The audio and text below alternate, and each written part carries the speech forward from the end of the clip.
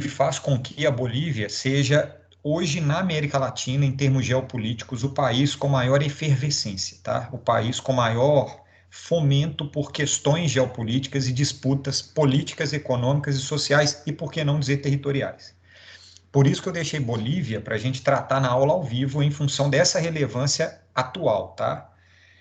Não tem nada a ver com Bolívia ser mais importante do que os outros países, não. É só pela questão atual mesmo, beleza?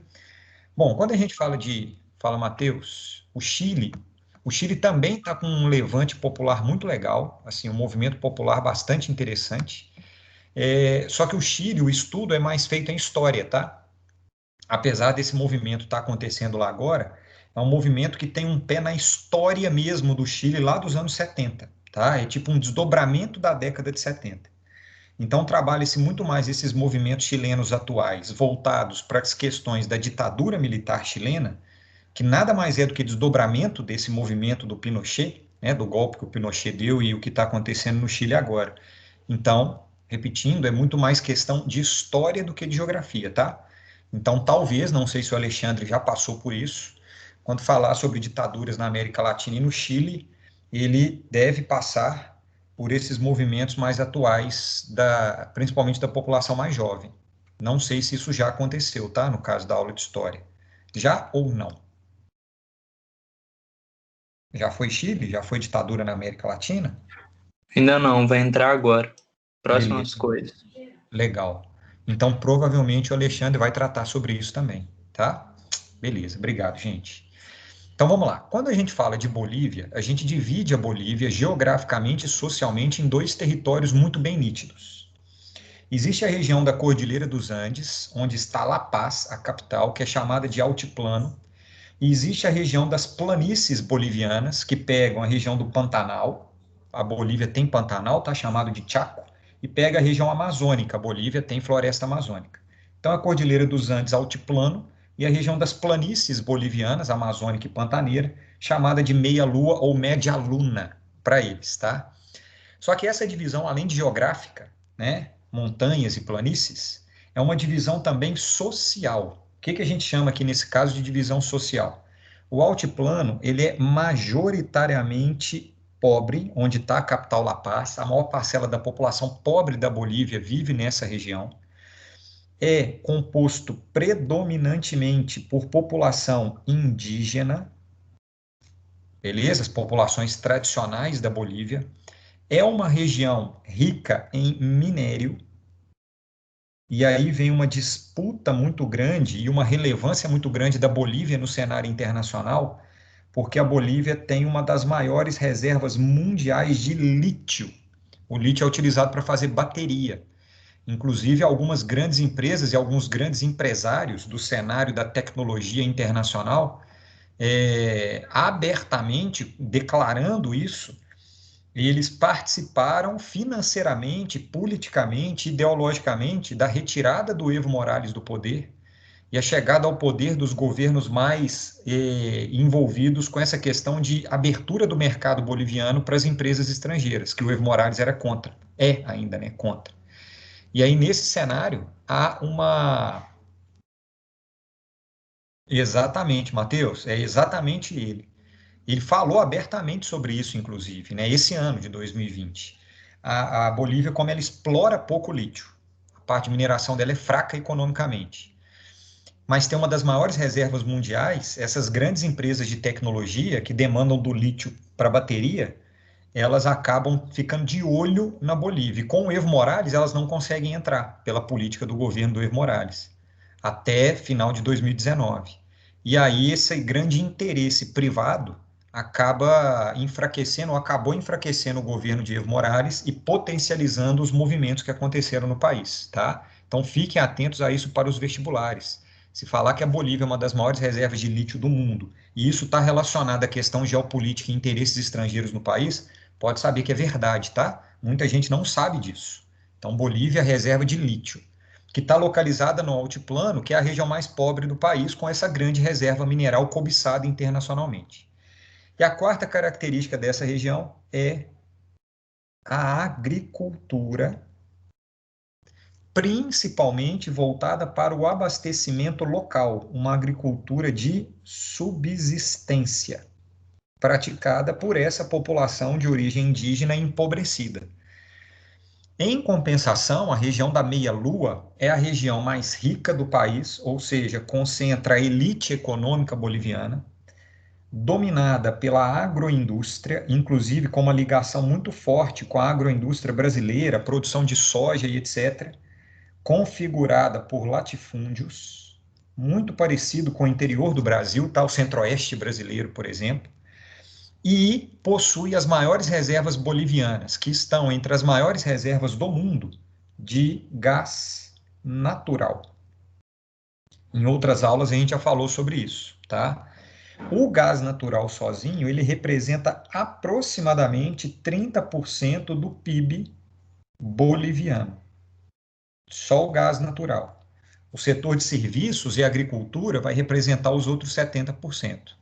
E esse gás natural, ele começa a ter um destaque muito grande na economia boliviana, especialmente a partir do final da década de 90, quando há a construção do Gasbol, também conhecido como gasoduto Bolívia-Brasil, construção desse gasoduto, uma parceria entre o governo boliviano e o governo brasileiro, com destaque aqui para a Petrobras, que começa a construção desse gasoduto em 1997, durante o governo Fernando Henrique, ele passa a operar a partir do ano de 1999, tá? E esse gás natural, ele passa a ter participação importantíssima na geração de energia no Brasil, né? E aí aproxima os laços econômicos Bolívia-Brasil. Na época, governo Fernando Henrique, depois no Brasil vem governo Lula e na Bolívia, governo Evo Morales. E se aproximam muito economicamente em função do gasoduto. Só que aí merece um detalhe: se o gasoduto ele vende quase todo o gás natural para o Brasil, saindo da Bolívia, da região de Santa Cruz, que é a cidade onde se origina o gasoduto, que é a cidade onde se concentra a maior parte do capital na Bolívia, a elite boliviana está nessa região, da Meia-Lua, especialmente na cidade de Santa Cruz. Quando o gasoduto chega ao Brasil e o Brasil passa a ser o principal parceiro comercial, significa que, a grosso modo, o Brasil passa a representar em torno de 30% do PIB boliviano, porque quase todo o gás da Bolívia vem para o Brasil. Se o gás representa mais ou menos 30%, significa que o Brasil é responsável por mais ou menos 30% do PIB da Bolívia, comprando gás do país. Ponto.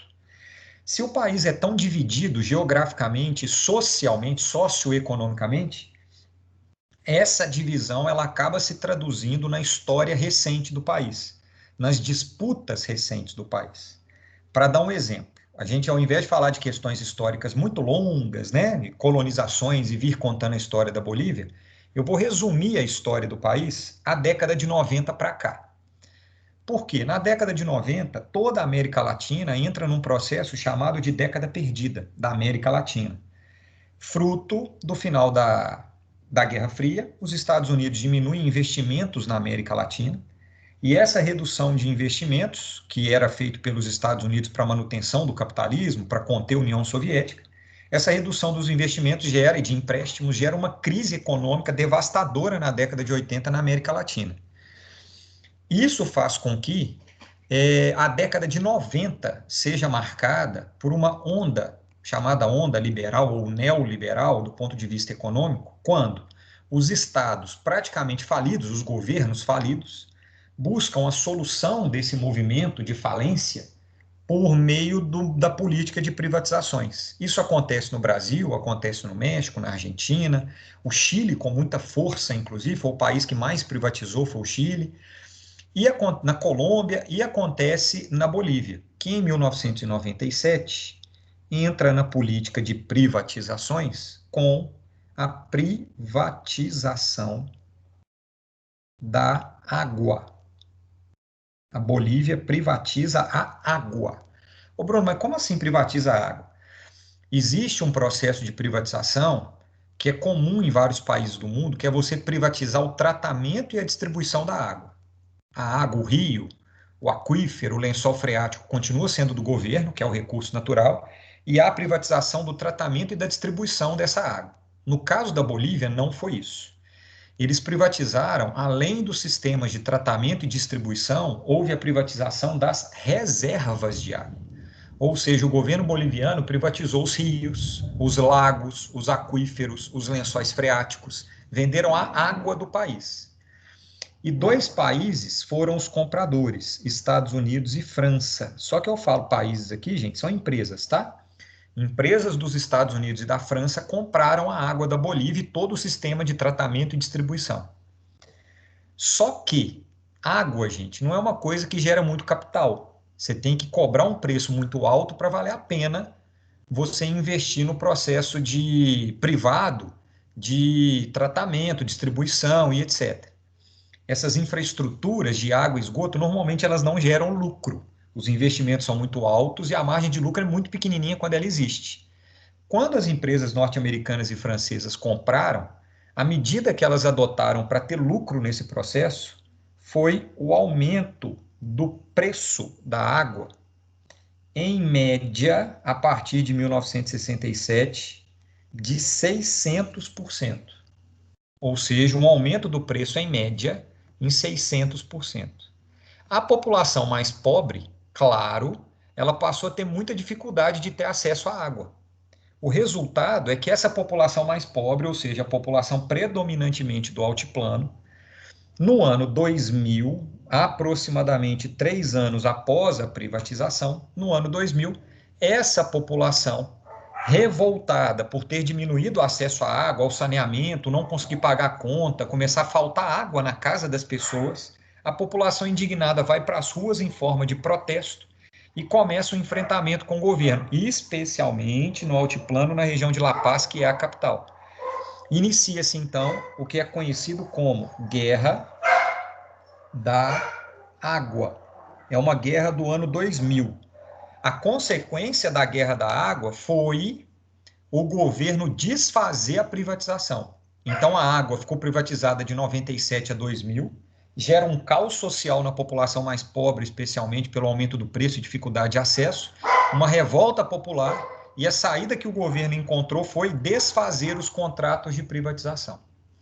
Não satisfeitos, no ano de 2000, exatamente no ano da Guerra da Água, e tem que desfazer a privatização da água, o governo boliviano faz uma segunda campanha e política de privatização com a privatização dos hidrocarbonetos. No caso da Bolívia, gente, os hidrocarbonetos, destaca-se aqui o gás natural. A Bolívia não tem grandes hidrocarbonetos que não seja o gás, não tem petróleo, carvão, por exemplo. E aí privatiza o hidrocarboneto, nesse caso, o carvão. E nessa privatização, quem compra são empresas norte-americanas, especialmente, que compram as reservas de gás da Bolívia. Consequentemente, a Bolívia passa a um programa de exportação. Ih, Petão, meu cachorro invadiu a aula aqui, gente. E aí, um programa de exportação do gás natural, especialmente para os Estados Unidos, sede das empresas que compraram. Essa exportação era feita através do Chile.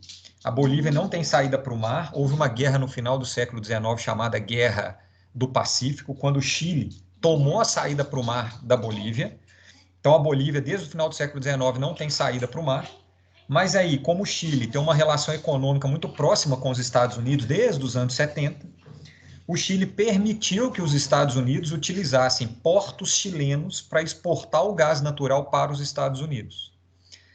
Só que qual foi o problema disso? O problema foi que o gás natural boliviano era levado para os Estados Unidos e começa a faltar gás na Bolívia. Bruno, Não tinha gás. Fala. esse processo de transporte do gás, assim, tendo que passar por gasoduto, depois tendo que ser transportado por navio, é algo assim que vale o custo? Porque eu imagino que é algo muito, tipo, porque não é só o gasoduto, né? Tem todo esse transporte, tempo de transporte e tudo mais. Tipo, vale a pena? Vale a pena, depende para qual país estiver sendo vendido. No caso dos Estados Unidos, nos anos 2000, valia a pena, porque era uma época, anos 2000, que os Estados Unidos estavam passando dificuldade de acesso a petróleo no mundo inteiro, especialmente no Oriente Médio. Muitos governos anti-Estados Unidos no Oriente Médio. Petróleo e gás estava ficando difícil nos Estados Unidos. Então, nesse cenário, vale a pena. Se você tem uma baixa oferta no cenário mundial, se você tem uma baixa oferta no mercado interno, você vai ter que pagar por isso. Agora, tirando esse cenário, Igor, não vale a pena, tá? É realmente mais caro. Beleza? Beleza, obrigado. De nada. Bom, e aí, vendendo gás para a Bolívia, a consequência é que, vendendo gás para os Estados Unidos, a consequência é que falta gás na Bolívia. E faltava gás para a galera cozinhar, meu povo. Não tinha gás natural para usar no fogão, não tinha gás natural para gerar energia. A Bolívia é uma das maiores reservas de gás e a população boliviana, principalmente a mais pobre, principalmente a população da região de La Paz, tendo que cozinhar a lenha. A população fica indignada também com esse modelo de privatização. Não estou falando que as privatizações sempre são ruins, eu estou dando exemplo do modelo de privatização na Bolívia. A população mais pobre, especialmente, fica indignada e promove uma outra revolta que vira um confronto com a polícia e o governo, chamada de Guerra do Gás. Guerra do Gás que acontece em 2002. Então, repara que a Bolívia, no final dos anos 90 início dos anos 2000, ela passa por um modelo de privatização que acontece na América Latina inteira, tá? Não é privilégio da Bolívia esse processo, mas que no caso boliviano, esse modelo e esse processo de privatização acaba gerando descontentamento, sobretudo na população mais pobre, da região do altiplano, que é a maioria da população boliviana, o que produz enfrentamentos com o governo. Só que aí, por que eu estou falando sobre isso? Porque aí a gente consegue entender que nesse movimento de privatização e de levantes populares na Bolívia, esse movimento todo acaba fortalecendo as lideranças dos movimentos populares. E esses movimentos populares que organizam a guerra da água, população contra o governo e contra a privatização, e esses movimentos que organizam a guerra do gás contra o governo e contra a população, eles se fortalecem. Ponto. Ana, mas e o Brasil? Como assim? O Brasil como? Nesse contexto de privatização, como é que é? Quando privatizou o gás, o Brasil não comprava muito gás, tipo, os 30% do PIB boliviano, ele deixou de comprar esse gás? Pois é, ainda não comprava. Repara que a data da privatização é 1997, que é a data em que o Brasil começa a construir o gasoduto. Então o Brasil ainda não comprava. Entendeu? Como é que é? O gasoduto só vai funcionar no final de 99, 2000, que é exatamente nesse momento em que a privatização vai ser desfeita. E aí o Brasil compra gás da Bolívia. Porque se não tivesse desfeita a privatização, talvez o Brasil não conseguisse comprar. Ou fazer o gasoduto e etc. Entendeu? A privatização do gás não foi no ano 2000, que acabou em 2002, não? Desculpa, eu falei da água. Foi isso mesmo. Privatização do gás em 2000 acaba em 2002. Obrigado, Gabi. Eu olhei a data errada aqui. Só que nesse modelo de privatização do gás, em 2000 a 2002, o Brasil estava iniciando a compra do gás. A gente estava iniciando a operação do gasoduto e levando a Petrobras para lá. Inclusive, a Petrobras ela participa parcialmente desse processo de privatização. Os Estados Unidos compram, principalmente os Estados Unidos compram as reservas de gás, e a Petrobras ela entra nos leilões comprando algumas reservas que os Estados Unidos não compraram. Só que a Petrobras só vai ficar grande na Bolívia, e aí sim representar quase 30% do PIB boliviano comprando gás, depois que essa política de privatizações para os Estados Unidos ela termina em 2002 com a guerra do gás. Desculpa eu tinha olhado a data errada, tá? Entendi. Beleza. Então, Ô, Bruno, Maria Clara, estava com a mão levantada, diga. eu estava com uma dúvida para te perguntar desde a hora que perguntaram aí da exportação do gás. Esse processo de exportação tipo, por gasodutos e por navios não gera muito vazamento de gás, não? Ele pode gerar, só que como é feito? O gás natural é um gás, claro, e aí para ele ser colocado no gasoduto ou no navio, ele diminui a temperatura a menos 270 e poucos graus, aí ele fica liquefeito e os caras conseguem passar pelo gasoduto líquido e armazenar em tanques nos navios. Então ele é exportado líquido, não é exportado em gás, pela diminuição da temperatura. Não, entendi. Obrigada. De nada. Quem queria perguntar? Tinha mais gente. Foi? Beleza? Começa a chover. Não, eu queria perguntar, rapidão. Vai.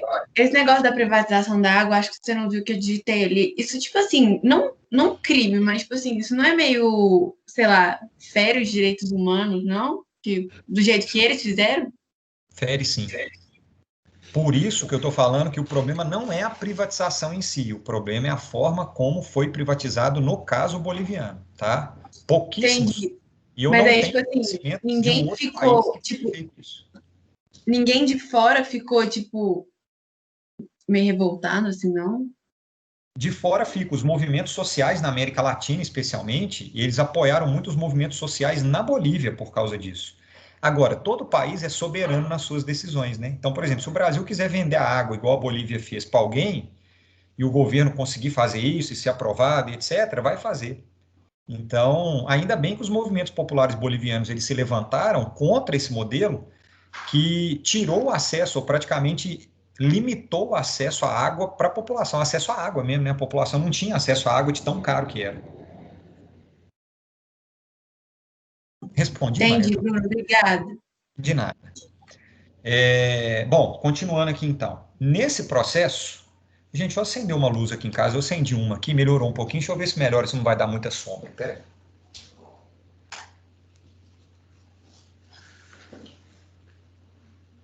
Não, vai dar muita sombra. Pera aí. Vai ter que ficar assim mesmo, gente. Fica um pouquinho escuro aqui, mas tudo bem. Bom, nesse processo, quem se fortalece, então, são os movimentos populares. Esses movimentos populares na Bolívia, eles, tanto os movimentos contra a privatização da água, quanto contra a privatização do gás, eles criam um slogan no final dos anos 90, início dos anos 2000, que dizia o seguinte, o slogan desses movimentos populares era de pé, exclamação, nunca de joelhos. Nunca entregues, né? Essa ideia de joelhos aqui. Então, de pé, lutando sempre, nunca de joelhos e entregue. Nesse slogan, a gente entende esse movimento de resistência ao processo de privatização, do acesso à água, acesso ao gás, da população mais pobre. Nós nunca ficaremos de joelhos para os Estados Unidos, para a França, para o Brasil e etc., porque nós queremos os recursos para a Bolívia. Esse era o slogan do movimento popular na Bolívia. Tanto é que, fruto desse processo todo, da água e do gás e desses movimentos populares se fortalecendo, as eleições de 2002 ficam muito marcadas por isso. Por exemplo, um partido chamado de MAS, traduzindo Movimento ao Socialismo, que é o partido do Evo Morales, tá? O MAS, ele vira, nessa eleição de 2002, a maioria no Congresso boliviano. Nunca na história da Bolívia, um partido de origem popular, com um discurso abertamente socialista, tinha se tornado maioria, era sempre minoria. E aí se transforma maioria no Congresso. O Evo Morales, inclusive, ele foi candidato à presidência em 2002 e ele perdeu para o Carlos Mesa. Carlos Mesa perdeu agora a eleição na Bolívia. O Carlos Mesa foi presidente e tentou se candidatou e tentou a eleição agora, em 2019, esse mês de novembro, e ele perdeu a eleição, e ele foi quem ganhou a eleição em 2002. O Carlos Mesa, a origem política dele é a meia-lua. Então, de uma origem da porção mais rica, agroindustrial, a favor da privatização. Ele ganha a eleição muito apertadinho em relação ao Evo Morales, tá? É bem pertinho os dois ali, mas o Evo Morales perde, porém, o partido do Evo Morales, o maior líder desses movimentos populares de origem indígena boliviana, ele ganha a maioria no Congresso e passa a implementar uma agenda social no país. Ou seja, como maioria no Congresso consegue reverter a maioria das privatizações, ampliar a participação da população pobre na política do país, ampliar programas sociais, alguns já existiam, outros não, na Bolívia, ampliar os investimentos governamentais na região do altiplano. Então, aumenta a participação da população mais pobre na política do país. Indo contra o que a meia-lua, essa região e a população da meia-lua, acreditava como sendo a política correta da Bolívia, porque a população da meia-lua acreditava que esse modelo de privatizações e essa abertura econômica era o certo. Então, a população da meia-lua tem o presidente, e a população do altiplano tem um Congresso Boliviano, beleza? Olha o trovão aí, ó. Tem um Congresso Boliviano.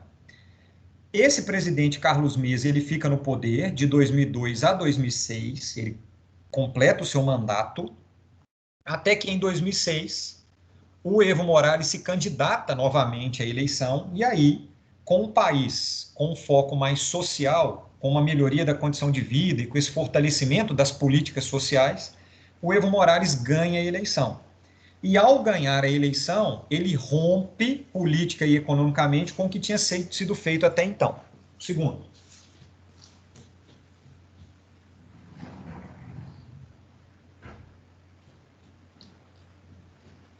Então, o Evo Morales ele rompe com esse modelo político que vinha acontecendo até então, desde os anos 90 e início dos anos 2000, de abertura econômica, de privatizações, etc. Que tipo de rompimento ele promove? Primeiro, a nacionalização. Ele rompe, de fato, com a lógica de privatização dos hidrocarbonetos. Ou seja, ele fala, qualquer empresa estrangeira, sendo estatal ou não de outro país, que estiver na Bolívia explorando hidrocarboneto, a partir desse momento, todos os hidrocarbonetos passam a pertencer exclusivamente à Bolívia. Existe nesse momento, inclusive, uma tensão entre Bolívia e Brasil, porque a Petrobras já era a maior exploradora de gás natural na Bolívia. Existe uma tensão nesse momento Bolívia-Brasil, e nessa tensão a Bolívia nacionaliza as reservas e chega a invadir militarmente a Petrobras na Bolívia. Tá? As duas usinas da Petrobras na Bolívia. O Brasil reverte o quadro, consegue receber indenizações da Bolívia em torno de 100 milhões de dólares pelos investimentos que tinha feito, e consegue manter a exploração. A Petrobras consegue. Nenhuma outra empresa estrangeira consegue manter a exploração na Bolívia de gás natural, porque ele nacionaliza tudo, primeiro. Segundo, política de reforma agrária. Política de reforma agrária. Ele pega as terras pertencentes ao governo boliviano e passa a usar essas terras como forma de estabelecer reforma agrária. Ele raramente pega latifúndio, tá, na política dele. Ele pega as terras do governo, que eram improdutivas, as terras devolutas, e faz dessas terras a reforma agrária. Divide as terras, entrega para a população camponesa num programa de reforma agrária. Terceira medida do Evo Morales, ele amplia o controle estatal sobre os meios de transporte, especialmente as ferrovias, principal meio de transporte na Bolívia, e a geração de energia. Como que ele aumenta esse controle estatal? Principalmente usando o governo para comprar ações de empresas privadas que controlavam ferrovias e geração de energia, fazendo do governo o maior acionista dessas empresas e sendo o controlador. Que é uma estratégia que muitos governos usam para reestatizar empresas. As empresas continuam sendo privadas, capital aberto, bolsa de valores, mas o governo vai comprando as ações até virar o maior acionista, sem criar muitos impactos na economia, do nível de tomar a empresa para ele, igual ele fez com a nacionalização dos hidrocarbonetos. Então, repara que o Evo Morales ele faz exatamente o contrário do que havia sido feito ao longo da década de 90, que era diminuir o Estado e aumenta a iniciativa privada. O Evo Morales diminui a iniciativa privada e aumenta o Estado no país, a presença do Estado na economia. E, além disso, ele escreve uma nova Constituição. Muitos gostam de chamar de nova Constituinte, no ano de 2009. Essa nova Constituição, ela demonstra, de fato, um rompimento muito grande com o que acontecia até então na Bolívia. Porque nessa nova Constituição, fiquem atentos a isso para os vestibulares, principalmente prova de história, gosta de falar desses aspectos mais políticos. Essa nova Constituição, ela fortalece povos indígenas. Inclusive, pessoal, a Bolívia, ela passa a estabelecer que o castelhano, língua oficial, histórica da Bolívia, passa a ser dividido como língua oficial com as línguas locais, com os dialetos locais. Inclusive, o governo passa a permitir, isso era proibido, que os políticos façam seus pronunciamentos com línguas nativas da Bolívia. É como se no Brasil a gente passasse a poder estudar nas escolas tupi-guarani, né? Como se os políticos pudessem fazer seus discursos lá no Congresso Federal, por exemplo, no Congresso em Brasília, utilizando línguas de origem indígena. É mais ou menos essa lógica. Só que na Bolívia, a população indígena ela é maioria, diferente daqui no Brasil, né? Só para dar uma diferença. E ele estabelece nessa nova Constituição aprovada pelo Congresso, só que era um Congresso de maioria desde 2002, do partido do Evo Morales, ele aprova a famosa reeleição. Não podia ter reeleição na Bolívia e é aprovada a reeleição. Tanto é que ele se candidata no ano de 2010 e, ao se candidatar, ele é reeleito com maioria esmagadora. No segundo mandato dele, ele aprova mais uma vez a reeleição e ele se candidata no ano de 2014, 2015 e ganha a eleição. E aí a Constituição previa só 3 eleições. Até que no ano de 2019, dá uma olhada aqui, no ano de 2019, a gente tem uma grande crise política na Bolívia e essa crise ela está vinculada com o Evo Morales ter aprovado de novo no Congresso, maioria do MAS, a possibilidade de se reeleger pela 4ª vez. Então, no ano de 2019, o Evo Morales, e aí a gente tem o início não, né? Esse movimento de crise, ele passa a ser acusado, e aí a gente chama de crise política boliviana, de fraudar as eleições. E aí ele é acusado de fraudar as eleições em 2 momentos. Bruno. Primeiro, aprovando na Constituição boliviana em 2019 que ele podia se candidatar mais uma vez, porque a Constituição previa só 3, ele consegue aprovar uma 4ª, e aí a oposição fala que isso é o início do golpe do Evo Morales, dele poder ficar para sempre no governo, porque a Constituição não permitia, e a oposição, inclusive, acusa o Evo Morales de, para aprovar a possibilidade de uma nova reeleição, ele só fez a votação com os políticos e os partidos da sua base, ele não permitiu que os partidos de oposição votassem, e aí ele consegue uma nova eleição, e além disso, que aí a oposição já fica indignada, além disso, ele é acusado de fraudar as eleições na contagem dos votos. Ele estava praticamente empatado com o segundo colocado, que era o Carlos Mesa, que tinha vencido em 2002, ele estava empatado com o Carlos Mesa praticamente, e aí ele para a contagem dos votos, nas pesquisas eleitorais ele estava na frente, mas até aquele momento da contagem ele estava empatado, e aí ele para a contagem dos votos e retoma 24 horas depois. Quando ele retoma a contagem, os votos contados a partir daí dão uma vitória larga para o Evo Morales. E na Bolívia, se algum candidato abre 10% em relação ao segundo lugar, ele é eleito no primeiro turno. Eles estavam praticamente empatados. Para a contagem em 24 horas e passa a contar de novo. Quando recomeça a contagem, o Evo Morales abre mais de 10%. E aí a oposição fala que nessa pausa de 24 horas na contagem dos votos, foi o momento em que o partido do Evo Morales some com alguns votos, coloca outros no lugar, que dão a vitória para ele. E esse movimento, antes deixa eu responder a pergunta que apareceu aqui, meu povo.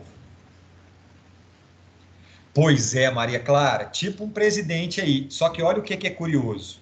Nesse movimento do Evo Morales, lá do ano passado, tá? A gente está falando aqui de novembro de 2019, foi mais ou menos isso que ele fez. Ele parou a contagem em 24 horas e começou. Só quando ele começou, ele ganhou. Fala. Eu lembro que teve uma questão sobre proibição religiosa lá na Bolívia também. Não teve um negócio desse? Posso estar confundindo também. Como é que é? Posso estar confundindo também. Teve um movimento de algumas proibições religiosas, mas foi depois do Evo Morales. Foi no processo de transição que eu vou falar sobre isso, tá? Nesse último ano, na verdade. Foi pós-Evo Morales. Fala, Gabi.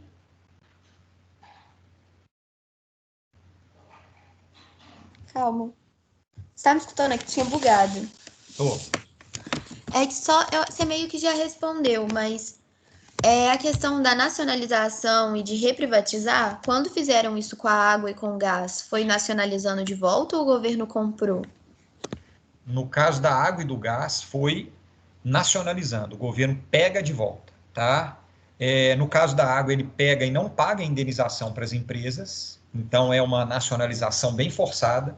E no caso dos hidrocarbonetos, a maior parte das empresas receberam indenização pelo que elas já haviam investido. Da água, não, tomou e acabou. E quando ele faz isso não é, tipo, não teve meio que um problema com as empresas, sei lá, os países ou nada? Aí acontece a judicialização do processo, né? Tanto na Bolívia, as empresas entraram com processo contra a nacionalização, ou no mínimo para receberem indenizações, quanto na Organização Mundial do Comércio. As empresas perderam em todas as instâncias, porque o argumento da Bolívia foi: as empresas não investiram. As empresas compraram tudo que tinha que comprar lá na privatização e aumentaram o preço sem fazer nenhum tipo de investimento. Eles já estavam usando toda a infraestrutura do Estado. Então, nos 2 anos da privatização da água, por exemplo, quase 3, as empresas arrecadaram, aumentando o valor, sem fazer nenhum tipo de investimento. Isso fez com que a justiça, tanto na Bolívia quanto na Organização Mundial do Comércio, desse ganho de causa para o governo boliviano. Entendi, obrigada. De nada.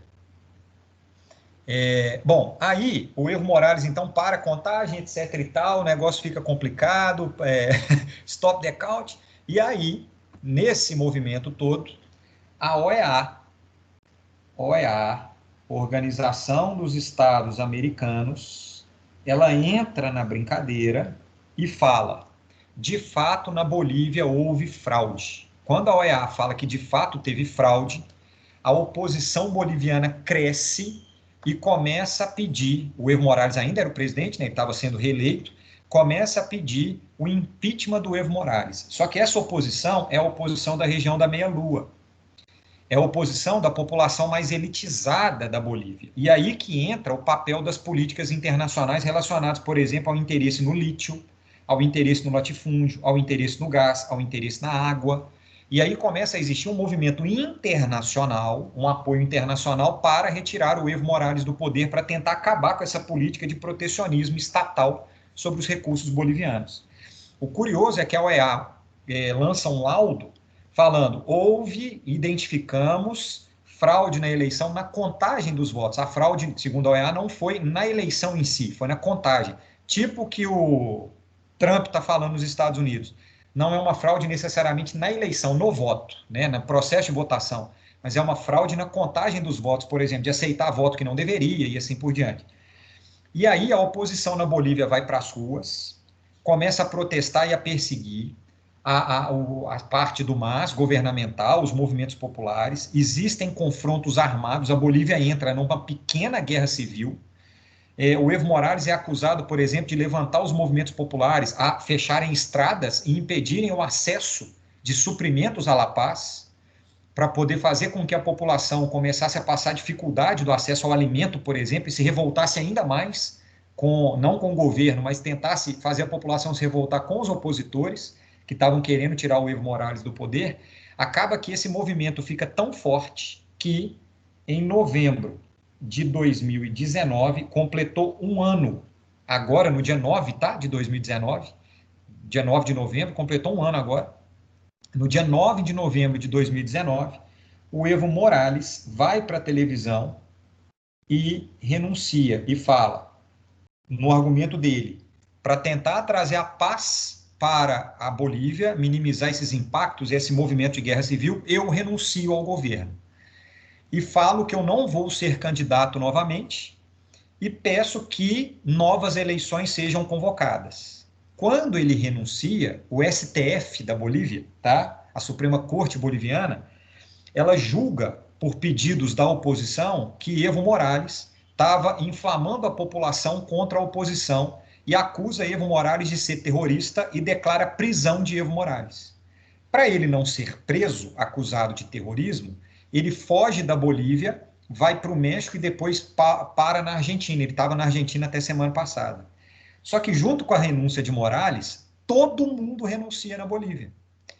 o presidente do Senado, o vice-presidente do Senado, o presidente da Câmara, o vice-presidente da Câmara, todo mundo que era pró-Morales e contra esse movimento de desmerecer e de acusar de fraude, todo mundo renuncia. Ou seja, quando o Evo Morales renuncia, não tem ninguém para assumir o governo. Não tem ninguém que possa assumir o governo, porque todo mundo renunciou na sequência política da Bolívia.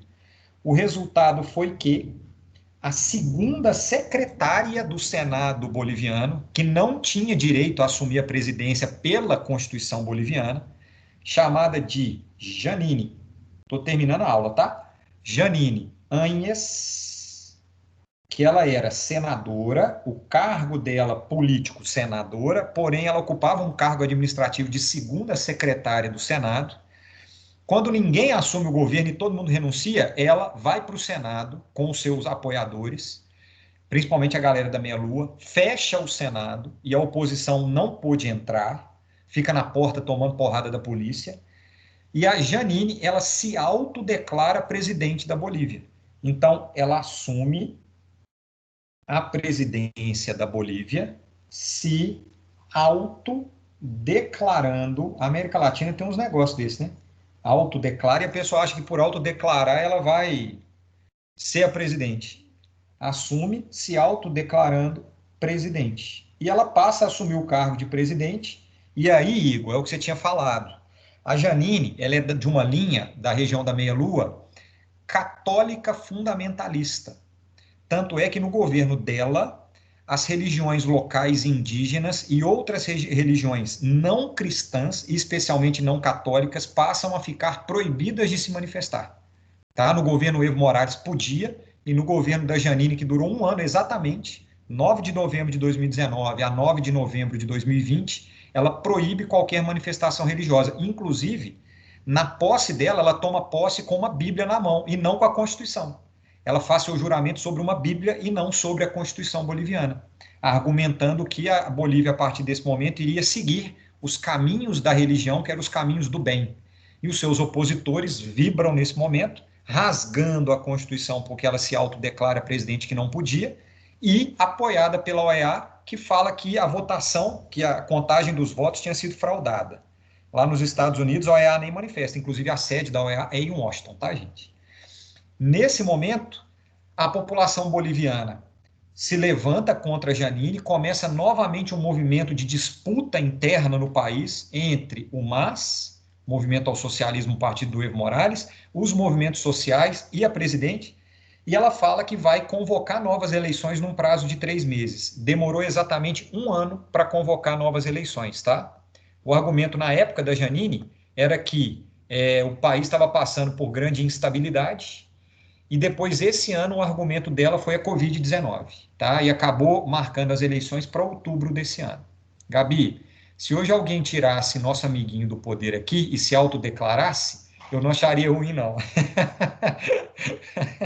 Ô, Gabi, dependendo de quem fosse, né, eu também não ia achar ruim, não, mas sou contra esse processo de autodeclaração, tá? Porque senão eu vou para a internet e falo, eu me autodeclaro presidente do Brasil.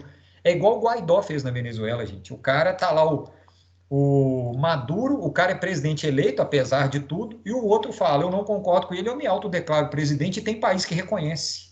Para mim, a maior loucura é essa, é quem reconhece a autodeclaração. Autodeclarar, cada um faz o que quiser da vida, mas reconhecer isso é que para mim é o problema. Bom, antes de terminar a aula, falta só um tópico ali, deixa eu ouvir aqui. Gabi, você levantou a mão, Matheus Riso levantou a mão. Pode falar aí, se vocês quiserem.